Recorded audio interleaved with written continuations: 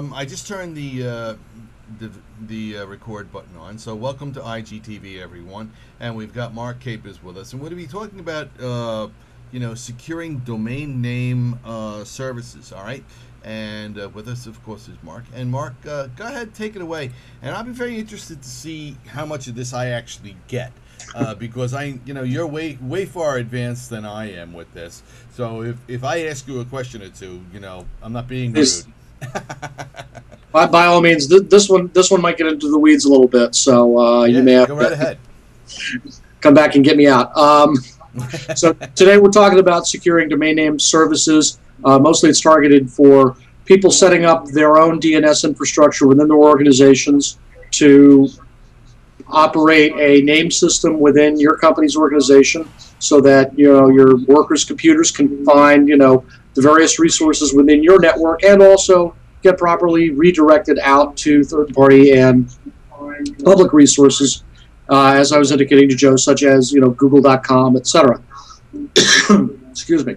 So to go over some basic DNS server security, DNS servers typically use a version of Bind, which is a Linux or OS-based Berkeley Unix name service, as well as there are Microsoft implementations of DNS. So, if you're a smaller shop, it's not unheard of to use Microsoft, although typically industry best practice typically runs out on a Linux or Unix platform. So one of the first things I would recommend is make sure that you dedicate a server or servers to DNS so that the only thing that machine is running is DNS. Like mail systems, your mail send and receive servers are typically dedicated to that task. DNS servers ought to be too. And when you have those dedicated, you also want to harden them appropriately. So you disable unused services, restrict the logins to your network administration team and your infrastructure admins, etc. Don't run DNS service as root or administrator. In the Unix world, there's a function called change root.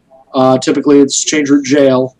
In the NT XP 2K whatever for Microsoft, you want to just set up a DNS user and limit that capability on that box.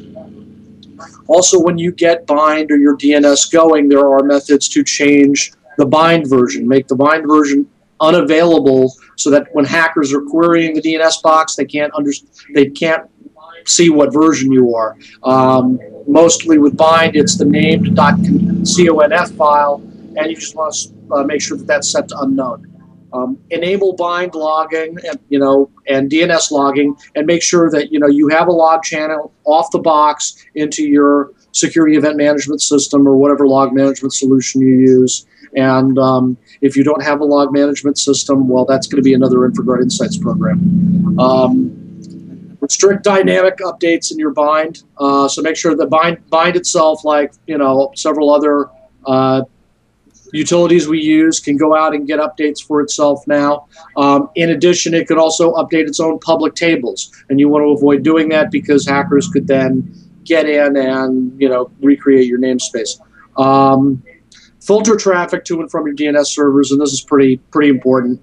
One of the methods that you want to do is deny anybody the ability to get to your DNS servers from anything other than a DNS request. And so if you only allow TCP and UDP port 53 to those DNS servers, that's all they're going to be able to do. Also, your perimeter DNS servers should only answer queries from clients with internet public routable addresses. So basically, as we get into DNS in a bit, you'll see that typically you split internal and external DNS. So you'll have two servers, one in your perimeter and one internal to your organization. And then the external, the perimeter DNS, shouldn't actually see stuff from the inside and respond to it. It should only be responding to public inquiries about what your infrastructure you're hosting. As a lot of people move their public-facing stuff into third parties, the third parties manage that. It's less of an issue. Yeah, so go back. Yeah, we're definitely getting into the weeds here. I mean, that's you're getting into a lot of this, which is good, I guess, for a more I guess enterprise competent people out there. Of which I am not one of those. So you're really lighting some spark plugs here. So this is interesting, Mark. Now, from this perspective, can you relate any of this to some of what's been going on in the industry these days? Certainly with all the breaches that's been going on out there. How are you seeing this really having an impact out there in the industry today? Is this going to come up in an OWASP standard, or what? Yes. A lot of what you see, and again, DNS is a very, very basic tool. So as you know, and where it's important, especially from the internal-external split, as you have an organization that grows and their web presence develops, you typically see someplace where a small office can use somebody's outside DNS services. And as you grow your infrastructure, you need to create your own DNS services. And then as you have a public-facing infrastructure and make things available to your clients, you have to create this external system.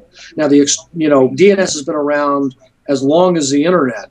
And so a lot of the hacking attempts and the attack vectors get into some of the basics of vulnerabilities. Man-in-the-middle attacks, IP spoofing, all of that relies on DNS. And so securing DNS is pretty important, because what DNS does is it relates the google.com to the physical or the logical IP address of that host.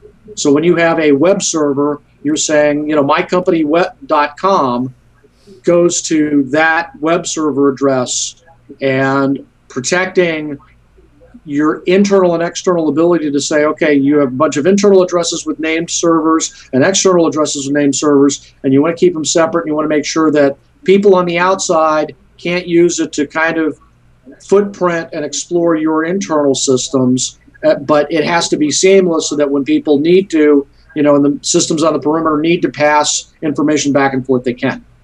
Yeah, and I just want to let everybody know that, Mark puts a tremendous amount of work into these presentations, and I am stretching you out a little bit here, Mark, because I wanted to break it up a little bit with a little bit of conversation here, because some of what you're talking about can be very technical for people who are not, technically competent in this particular area. And while I certainly am getting it at a high level, once you get into the weeds a little bit, I start to say, okay, what did he say about that? And how do I put this all together, right?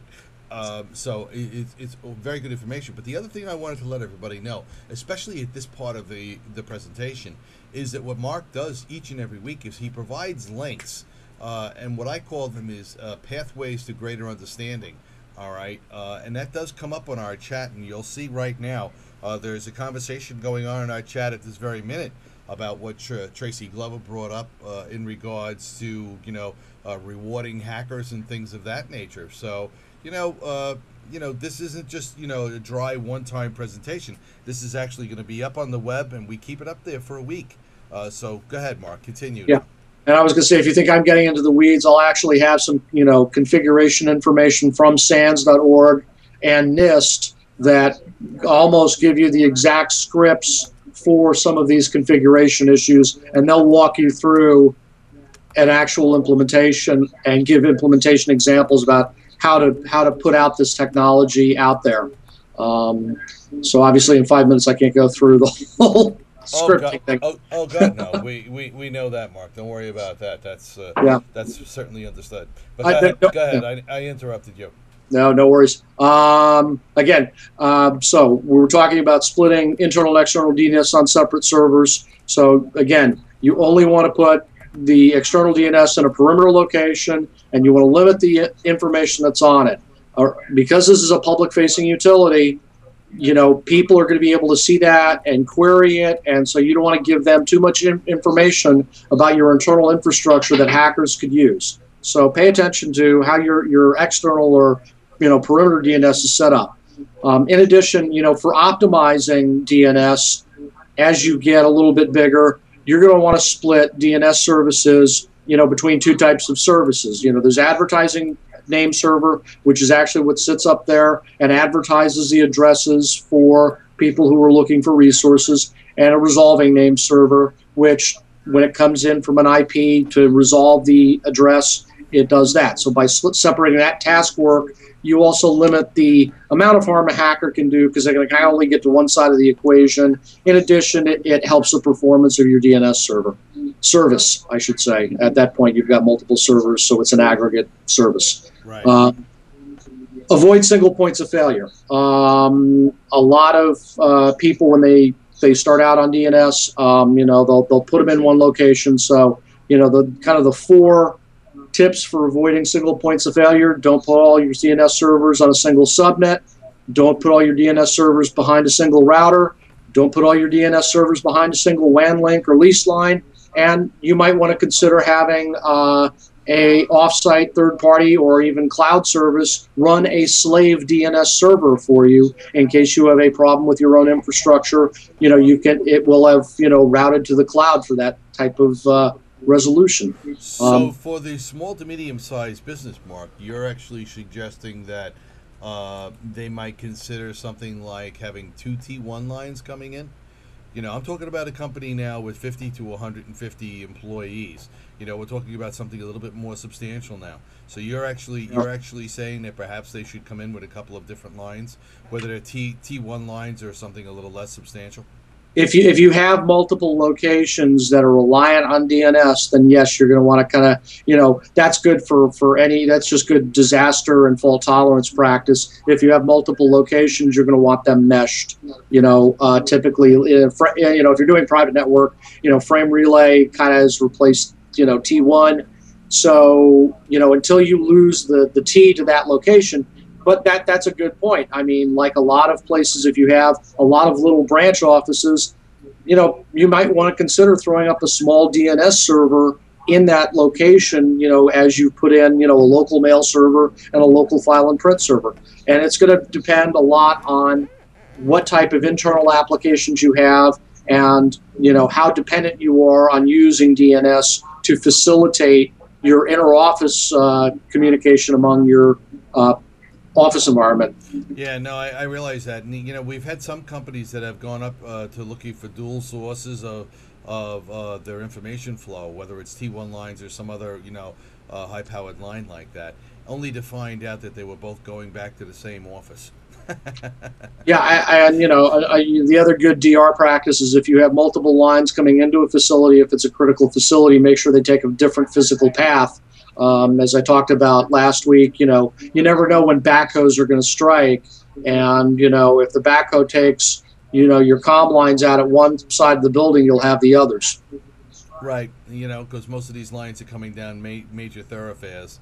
And if they're striking one, more than likely they're striking both. Yeah. Unfortunately, you never know that's going to hit. And summertime is the crazy season for that. Yep. All right. Go ahead. Sorry. So part of improving your DNS services, you're going to want to disable recursion on external DNS servers. This will help you prevent denial of service attacks because if hackers can submit multiple queries and recursive queries take a little bit longer to resolve. So if a hacker writes a script that sends a lot of different recursive queries, that's going to tie up your DNS server and basically make it unavailable. Also, malicious actors can use recursive queries to perform, DNS spoofing and poison cache on the target servers, and this will help limit that. The next really important topic, and you'll hear most of the security papers on DNS talk about this, is restricting zone transfers. And what a zone transfer is when you transfer from one level domain to another level domain and it passes the DNS service or the DNS request from one server to another. So, why do you want to do this? Well, as we just talked about, DNS servers are vulnerable to denial of service attacks. So if they repeatedly request zone transfers from a target server, that'll chew up the server's resource, and if it's the one single authoritative server, you're going to lose DNS service for that domain. Also, by performing a zone transfer, an attacker can quickly and easily obtain a map of your network. So if the particular zone in question holds a name and IP address of some very sensitive servers, then the attacker is basically going to have that information. So again, that's why we talk about internal and external, keeping the public information public and the private information private. If the hacker can get to a private address table, he knows how to map your network. So he'll be able to quickly identify mail servers, FTP, web, etc. All his targets will be in one place.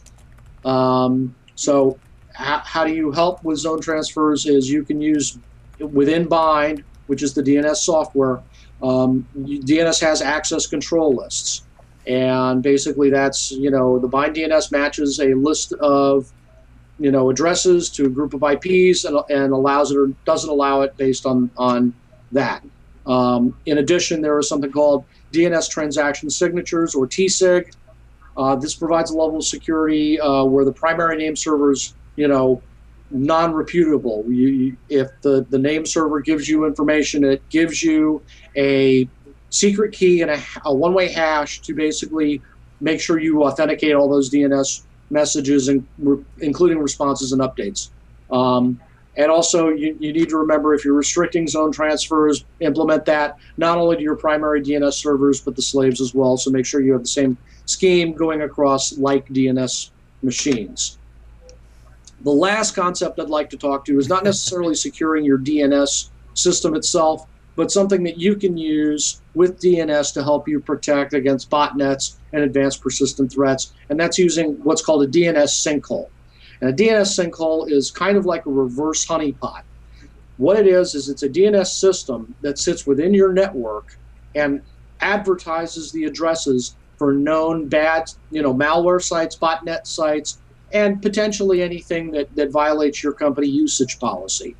And when an internal client requests a known botnet address, that DNS server then intercepts it and routes it either to a non-routable address or some other resource and logs it, and you can script it to alert you. They do require that you maintain these address lists, and there are resources out in SANS and CERT to help you do that. There are a lot of people who do manage, malware sites, and it's a matter of just updating that. So again, those sources are available. But what these sinkholes are good at is if you have a good list of botnets and you know where your advanced persistent threat command and control functions are pointing to out of your network, this will intercept them and you will break that command and control function and thereby defeat your advanced persistent threat or botnets and other malware. And that's DNS in a nutshell. Mark Cappers, and back to you, Joe. Yeah, thank you very much, Mark. And it's a hell of a lot of information to put out there. And like I said to everybody before, you do really put a lot of work into this and supplement a lot of the materials for people on our chat. So if you're viewing us now, you can look right below the chat from Tracy Glover's piece this morning. We've got a host of links, and now for Mark's conversation, we'll have even more links.